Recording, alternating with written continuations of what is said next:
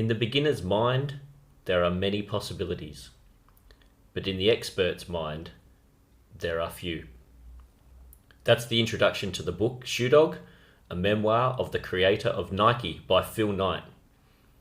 Do you want to hear a story about Phil Knight and Nike?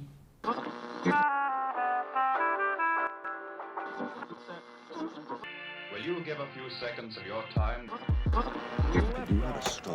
Good evening, folks. Kennedy died. The atomic power plant in the city of Kiev was damaged.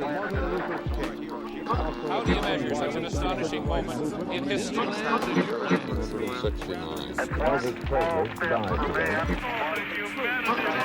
The energy crisis. Who were gathered at St. Peter's Square in the Vatican today.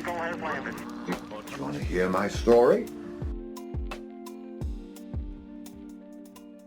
All right, so today I'm going to tell the story of Phil. Let's just call him Phil because, you know, we want to get familiar with the people that we're telling the stories about. Much like when we told the story about St. Pierre in the Canadian maple syrup heist. So we're going to tell a story about Phil, who Phil Knight is, his origins, how Nike was created. I'm also going to touch on the impact of Nike and the impact it had on the world, some of the controversies that have plagued the company throughout their existence. And in the spirit of FSPN, we're going to have a bit of fun too. So I'm going to bring back a couple of our old segments and weave them into the story as we go. So Philip Hampson Knight, born on the 24th of February, 1938 in Portland, Oregon. The interesting thing about Phil Knight and Nike is Portland, Oregon. You don't think of Portland, Oregon as an epicenter of world finance and commerce and capitalism. Would that be fair to say? I think so. It's not Silicon Valley. No, it isn't. It's not Silicon Valley. It's not Sydney, Australia. It's none of those things. So, what I did was I basically did a whole bunch of research. I wanted to find out a couple of little anecdotes that plot Phil Knight's story along the way. And one of the first stories you find out about when he was, about his childhood, is that during one summer, his dad, Bill, who was a lawyer turned newspaper publisher, he refused to give Phil a summer job at his newspaper called the Oregon Journal. And I'll add parenthetically that newspaper is now defunct. And the reason he didn't give his son the job in the summer is because he believed that his son should go out and find work on his own. So just imagine if he goes, I'm going to give my son a job and he's going to work at the newspaper. And therefore, you know how those stories usually go. He probably falls into the newspaper business and then maybe potentially goes down another career path. So I thought that small decision, no Nike. Well, it's all like sliding doors, isn't it? Yeah. Yeah. So Phil Knight went to work at the rival to his dad's newspaper called the Oregonian. He worked the morning shift, tabulating sports scores, and then at the end of his shift, he ran home, which was 7 miles away. So that's his grounding into working life, you know, hustling, you know, who knows, maybe he was thinking that his dad was just going to give him the job and he was just going to rock up and, yeah, it's my dad's company and I'm going to earn some cash. And then, no, you got to go and work. Okay, fine, I'm going to go work at the rival. And there you go. So that was the first little nugget of information that I found in researching that I thought was interesting. So he graduated from the University of Oregon.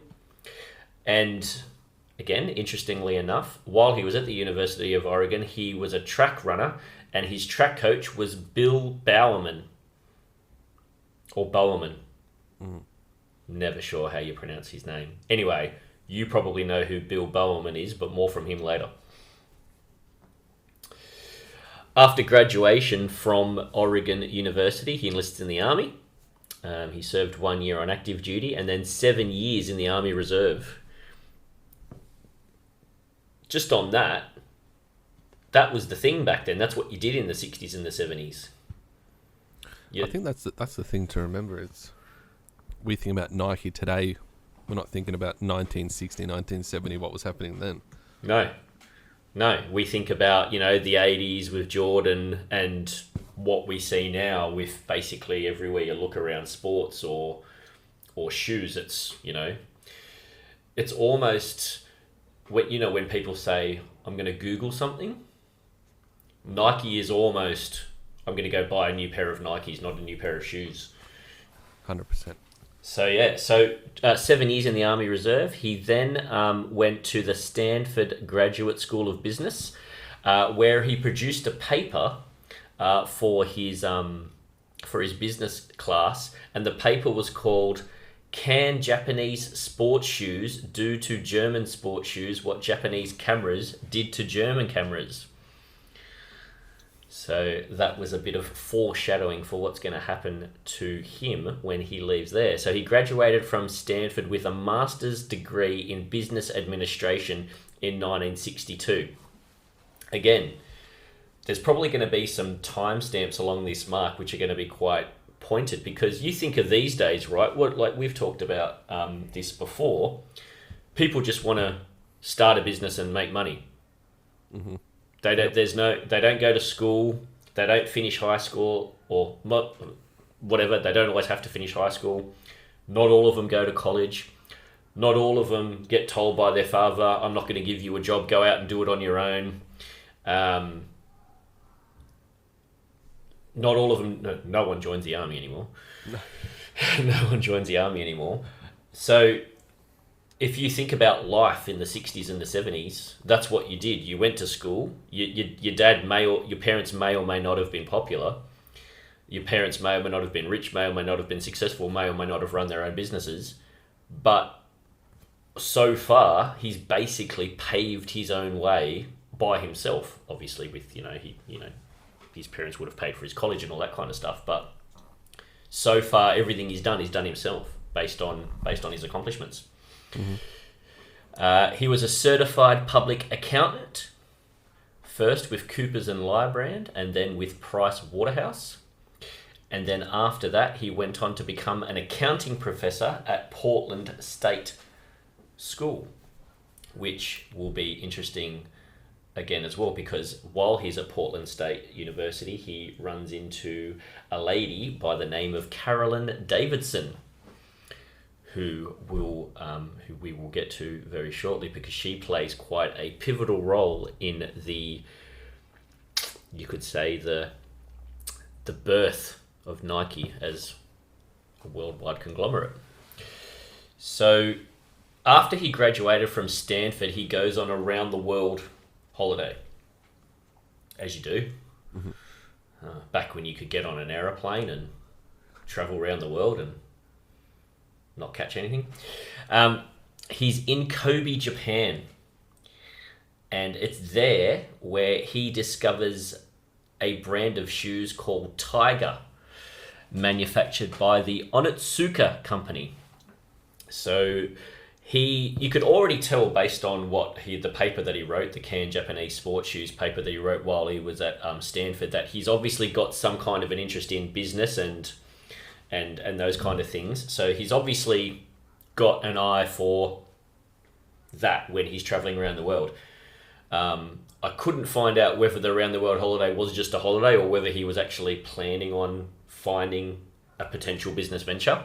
But anyway, he discovers these Tiger shoes in Kobe, Japan, and he's impressed by the quality and low cost. So he goes, I'm going to give this Mr. Onitsuka a call. Mr. Onitsuka agreed to a meeting, and at the end of that first meeting, Knight had secured the distribution rights for the Western United States for Tiger brand running shoes. So this guy's a baller. He's a hustler. I was going to say, it feels legit. Like this, you don't hear these stories today. Yeah, no. And when I was doing research for this story, one of the stark things that stuck out in my mind was, again, juxtaposing, this is how business was done in the 60s and 70s. You actually had to get out and, you and I have talked about this on numerous occasions. Out on the hustle. You couldn't just go onto Shark Tank. No, that's right. You can't just start up an Instagram account, or a TikTok account, or a podcast. You literally had to uni, business, uni, army.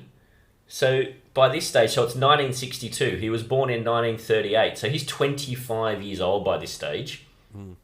Most 25-year-olds now are thinking, they've probably, I don't know, like, not to generalize, but they're thinking, when I get rich. I actually heard someone say yesterday, when I get rich. I actually heard that phrase come out of somebody's mouth. So he has this meeting with Mr. Onitsuka. At the end of that meeting, he is now the American distributor in the Western United States for Tiger brand running shoes. That's a big deal.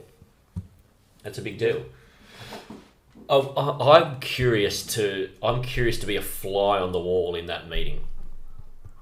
Well, because I think it's a big deal regardless, but the fact that he's 25 and he's 30 years away from being able to send someone an email. He's literally on the plane. He's in their boardroom. He's negotiating this deal at 25. Mm-hmm. And if you're Mr. Onitsuka, the way business, I can imagine, was done back then was you meet someone, you size them up, and you pretty much, during the meeting or after the meeting or whatever, or before the meeting, you calculate, well, what's the ROI? What's the business investment that who is this? Firstly, who is this guy? Because you can't just Google him back in 1962. Especially in Japan, I mean, they're extremely well known for being very diligent and totally unemotional when it comes to business. Mm-hmm. So, Phil Knight could have been anyone. Yep. Anyone could have rung Mr. Onitsuka up and gone, I want to have a meeting with you because I'm intrigued about your shoes. It just happened to be Phil Knight. So, that happens. More than a year passes. Finally, while he's working his accounting job, he receives the shoe samples from Japan over a year later. So he's still working as an accountant. So he's done this meeting. I'm guessing they've exchanged phone calls, letters in the meantime. Again, you think of now. So if I flew to Japan today for a business meeting and flew home, I would expect some contracts emailed to me within 2 days, and then I'd expect the first shipment within a week, right? Mm. Usually. That's how quick the world is these days. So he's waited over a year for this first set of shoe samples to arrive. He sends 2 pairs of shoes to his former track coach, Bill Bowerman, who is still at Oregon University, because I'm guessing part of Phil's strategy is, well, I can actually sell these shoes to Oregon University for their athletes to use.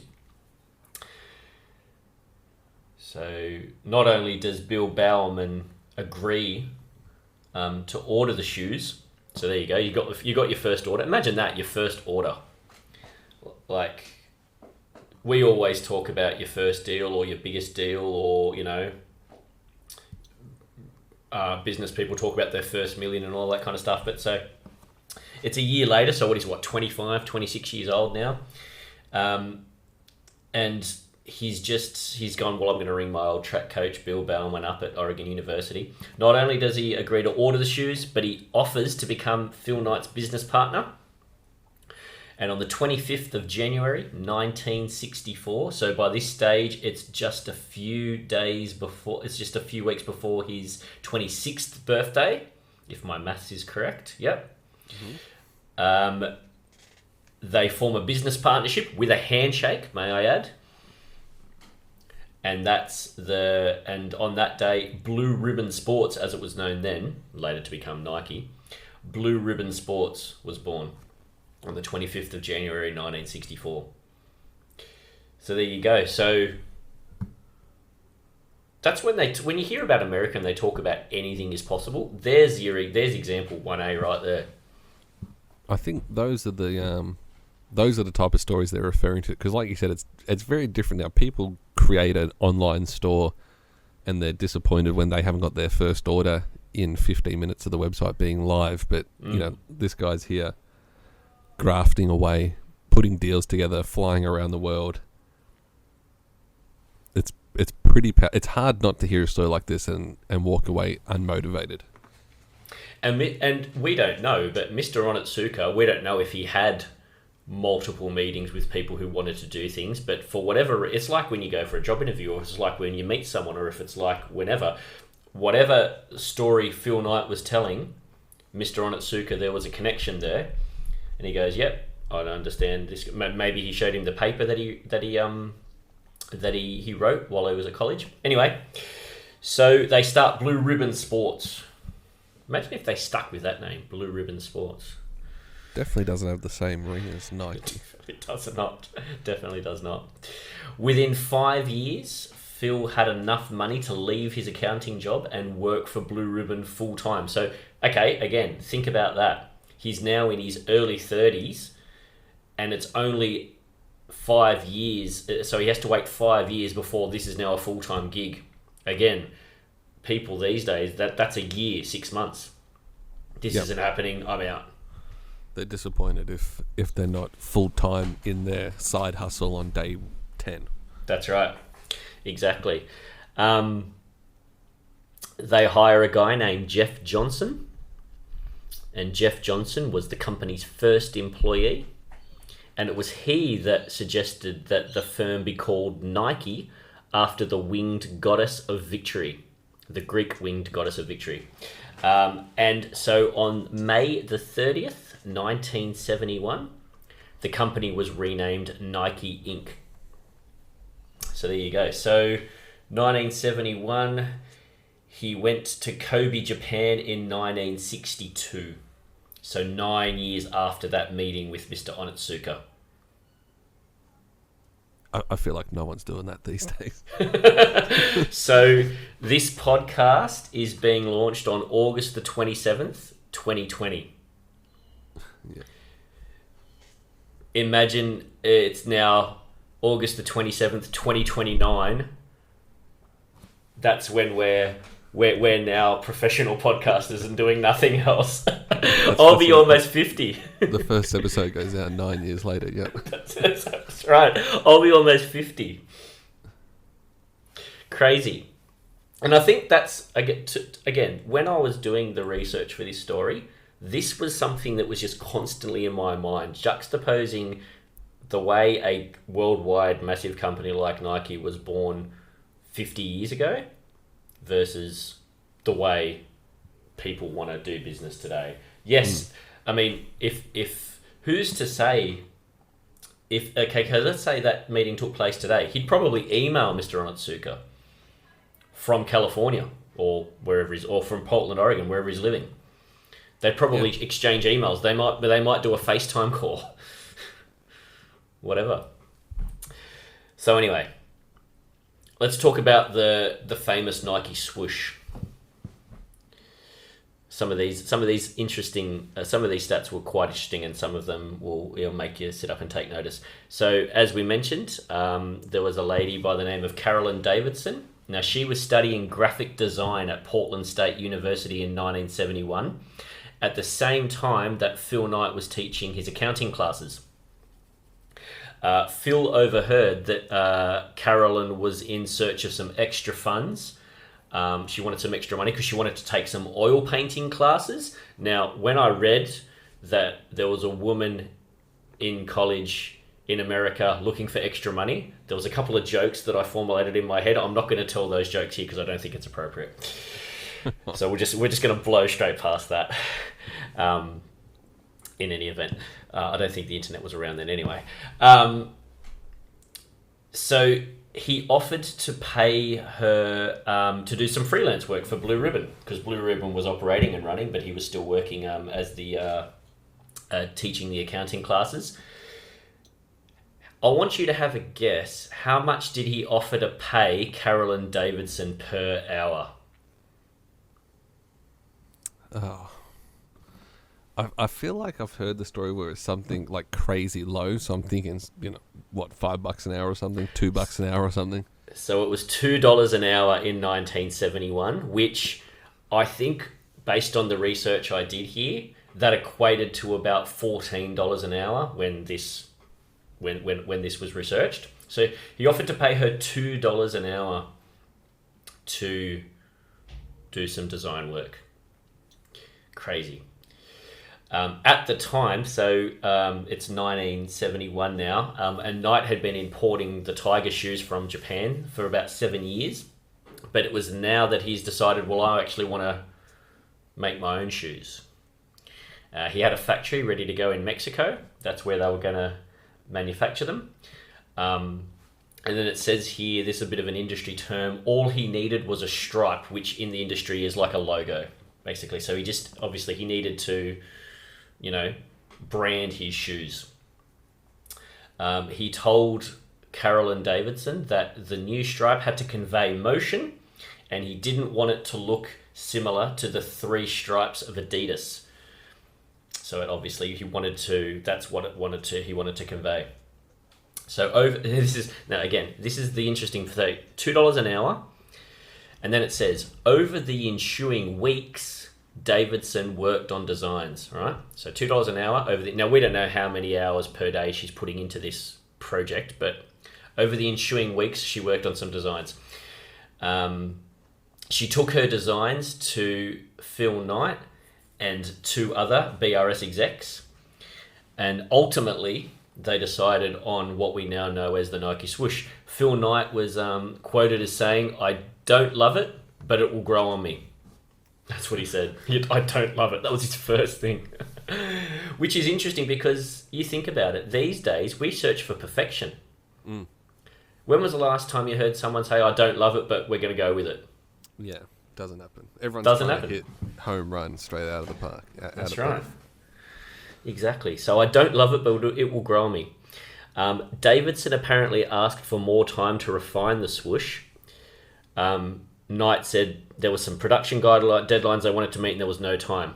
So he paid her, you've probably heard this number before, he paid her $35 for the design.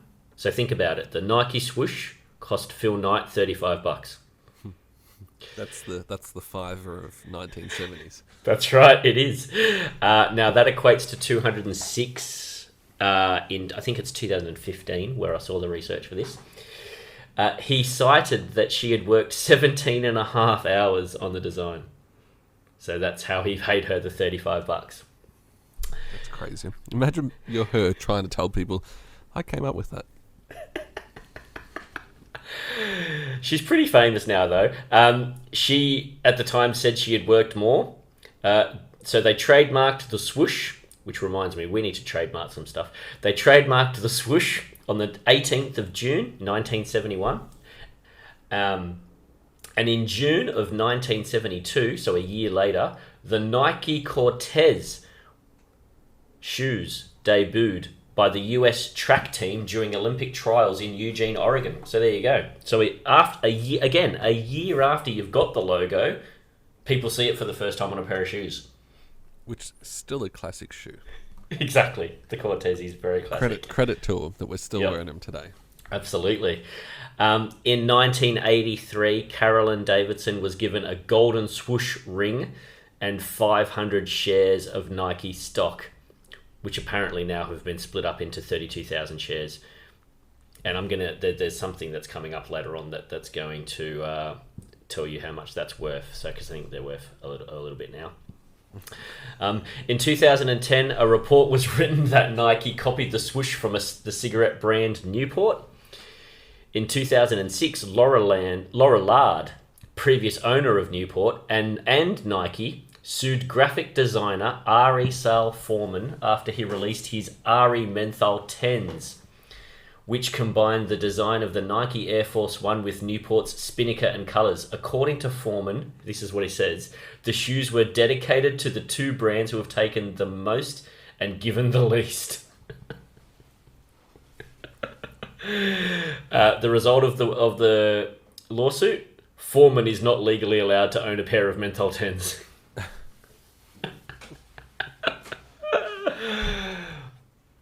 So, I'm just going to go through in terms of impact. These are the top 10. This is an FSPN favorite. The top 10 most influential Nike athletes that they have sponsored. Mm-hmm. So I'm going to read them in backwards order. So firstly, you've got Cristiano Ronaldo. Do you know who Cristiano Ronaldo is? Golfer. Yes. No, he's a football player. Oh, sorry. Yeah. So Cristiano Ronaldo has. This is based on. Firstly, in 2003, he signed a lifetime contract with Nike. Have a guess how much for? I don't know, but it feels like it would be something pretty amazing. $1 billion. Yeah. Yep. Now, just in terms of, I guess, market impact, Cristiano Ronaldo has 82.7 million Twitter followers, 122 million Facebook followers, and 203 Instagram followers. 203 million Instagram, Facebook followers. Yep. Tiger Woods in 1996 first signed a contract with Nike. In 2000, is Tiger Woods only number 9 on the list? well, this is just me reading them in backwards order. They're in no particular order in terms of anything else. So I'm just reading them in backwards order because number 1 will make sense. Mm-hmm. So in 2018, it was estimated that Tiger Woods is worth $1.5 billion, and only 10% of that is golf prize money. Yeah, right. And then the other one of note, I'm going to read the rest of them, but the other one of note in terms of information is LeBron James. Mm-hmm. So before he even played a basketball game for the Cleveland Cavaliers, he was offered a lifetime contract. Before he signed that, he was offered $10 million from Reebok to not attend a meeting with Nike and Adidas. If someone's offering up $10 million not to do something, there's a good chance it's worth doing, surely. Yeah. He re-signed his deal in 2015 for $1 billion. Yeah. I mean, a lifetime contract, it just doesn't sound like anything bad could come from that. No, it doesn't. It does not at all. It does not at all. Other athletes of note is Neymar, who plays for Paris. He's a football player for Paris. Kevin Durant, who plays basketball for the Brooklyn Nets. Rafael Nadal, the tennis player. Carmelo Anthony, Chris Paul, and Russell Westbrook, all basketballers. But we could do a whole nother podcast and a whole nother story simply on Michael Jordan and Nike. I don't have any stats. People can look them up at their own leisure. But if you think about Nike and Michael Jordan, anyone who's watched The Last Dance documentary on Netflix will pretty much know about this. And I think we talked about this on a previous podcast about the fine that he got for wearing the wrong shoes that Nike paid for all those years. Mm-hmm. Brilliant marketing. Absolutely, 100%.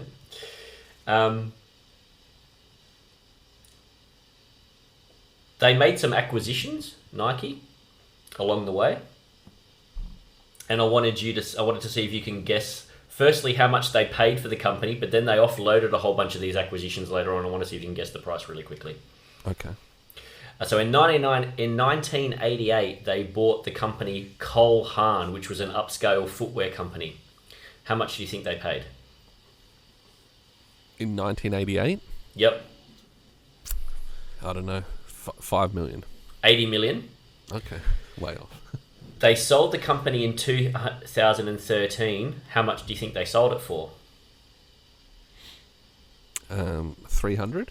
570 million. Oh, God. It's hard to imagine those type of numbers. No, that's right. That's right. So, again, you go from distributing Japanese shoes in America to buying and selling companies for $80 and $570 million. Mm. Bauer Hockey, in 1994, they were acquired by Nike. How much do you think they were acquired for? 100 million. 200 million. Yep. Sold in 2008, so 14 years later. How much do you think they sold them for? 720 million. No, actually, it was the exact same amount, 200 million. Oh, damn. In 2002, they purchased Hurley International, which was a surf apparel company. Now, I'm not going to make you guess this price because in the research I could do, they purchased it anywhere between 100 to 140 million, and when they sold it 17 years later in 2019, the price was undisclosed. Gotcha. That usually means a lot. That's correct. It's correct. And the two other ones that they've bought and sold, in 2004, they purchased the company Starter. Remember Starter? The hats? Oh, yeah. Yep. Yep. How much do you think they purchased Starter for? 95 billion. 43 million. That was in 2004. They only had that for 3 years. They sold it in 2007. How much do you think they sold that for? 112. Nah, 60 million. Didn't make too much on that deal. And the last one was Umbro. You've heard of the brand Umbro. Yep. 2007, they purchased Umbro. How much do you think they purchased that for? 110. 225 million. Yep. And sold, and again, didn't have that one for very long either. Sold it in 2012 for 290. 225, the same amount. The only company that they kept was Converse. They still own Converse to this day, which was it's interesting when a lot of big companies do that. You don't necessarily realize that like Coca-Cola owns a lot of other brands that you don't realize. Yeah, and I think in doing the research, the reason that they sold pretty much most of them except for Converse was they turned that was where they showed you at the time. They go, look, we don't need to own all these extra companies because obviously we've got other strategies. So they went out and they sold a whole bunch of them. Obviously, Nike, like any big company, I guess, is not without its controversies. So we've all heard the story about sweatshops in places like China, Vietnam, Indonesia, and Mexico. A lot of the controversies surround poor working conditions, exploitation of cheap overseas labour, employed in free trade zones where the goods are typically manufactured. For those of you that probably may have already read these controversies, there's a book by a lady by the name of Naomi Klein called No Logo, which goes into a bit of detail about this. And also there's been some documentaries made by Michael Moore on some of these things as well. This was an interesting thing I found. As of 2011, Nike stated that 2/3 of its factories producing Converse shoes still do not meet the company standard for worker treatment. Oh, okay, so they know about it. Yeah, that's right. Exactly. And then there's child labour allegations. In 2001, a BBC documentary uncovered occurrences of child labour and poor working conditions in a Cambodian factory used by Nike. And then there's the controversy. There was a strike in one of their factories in China. On the 5th of November 2017, the Paradise Papers, a set of confidential electronic documents related to offshore investment, revealed that Nike is among the corporations that used offshore companies to avoid taxes. That's a surprise. And as recently as last year, current US Vice President Mike Pence criticized Nike for siding with the Chinese Communist Party and silencing free speech. So there's Mike Pence. It's funny though, because controversies don't usually do much damage, do they? Especially when you're Nike. Yeah, exactly. When you're that big, yeah, it's like swatting away flies, I guess. I also wanted to touch on Nike's business strategy moving forward as well. And then we're going to talk about what Phil Knight's doing now. Mm-hmm. So this is in an article from the 28th of June on a website called HRNXT. And the article talks about their store closures and layoffs. And there was a company-wide email warning employees of possible job cuts as the company shifts its focus towards online shopping. So this is a bit of a precursor to the future. This was days after posting a net loss of... Do you want to guess this one? Well, how much was their net loss? 400 million. 790 mil. Yeah. Imagine that. Just lost 790 mil this year. Oh, that's all right. We'll be all right next year. Yeah, that's fine. Nike CEO John Donahoe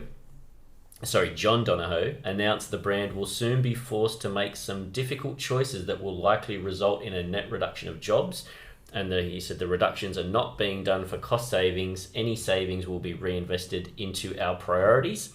The company is now going to aim for digital to account for 50% of its overall business, up from 30% where it's at now, which is kind of interesting for a whole bunch of other companies that will probably go down the same line, no?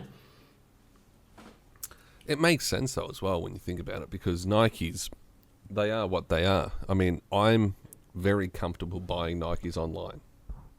I was actually going to ask you that. I've never bought a pair of shoes online. Nikes are the only ones, because I know every time I walk in, it doesn't matter. I can walk in, I can buy a pair in-store without trying them on, and they fit perfectly. Yeah, right. Because I guess their shoe size is pretty universal. Like, it doesn't really vary much from shoe to shoe. Exactly. So buying it online, no issue. Our vision is to create a clear and connected digital marketplace, so we're accelerating our approach. That was from the June 28 article. Then there was also an article on the 22nd of June from OregonLive.com. Listen to some of these numbers. Nike said it will spend between 200 and 250 million on termination costs. So what does that tell you? More than most companies make their spending on getting rid of people. Okay. Yeah, which means there's going to be a lot of people gotten rid of. As of the last yearly report, Nike employed 77,000 employees. So that's going to get cut quite down.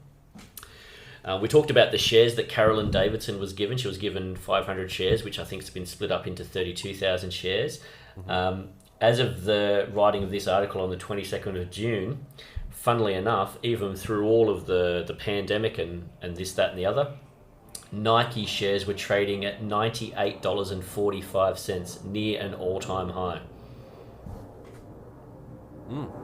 So she's done all right. She's doing okay. Yeah, she's doing okay. I think I read in my research that she says she's not rich, but she's quite comfortable. I think they were the words she used. Well, she's got, over $3 million worth of Nike stock. She's doing all right. Yeah, exactly right. And Nike is calling its new strategy Consumer Direct Acceleration. Focusing on online... Now, this is the interesting part, because this hits pretty close to home for me, and also probably for you as well. Focusing on online sales direct to customers that could reduce the company's reliance on less profitable sales through physical retailers, including struggling department stores and footwear specialists inside malls. Okay. Yet Chadstone still seems to be adding an extra extension every time we look up. I guess, like we're saying though, Nikes are a safe product to buy online. It actually, people with delivery times these days, yeah, it's probably easier just to buy it online and have it here tomorrow than bother going to the shop. That's true. That's true. So yeah, so I guess I'm going to close by giving you a bit of an update on Phil Knight now. So as of the 23rd of July 2020, Phil Knight was ranked by Forbes as the 26th richest person in the world, with an estimated net worth of $38.9 billion US. That's big business. Yeah.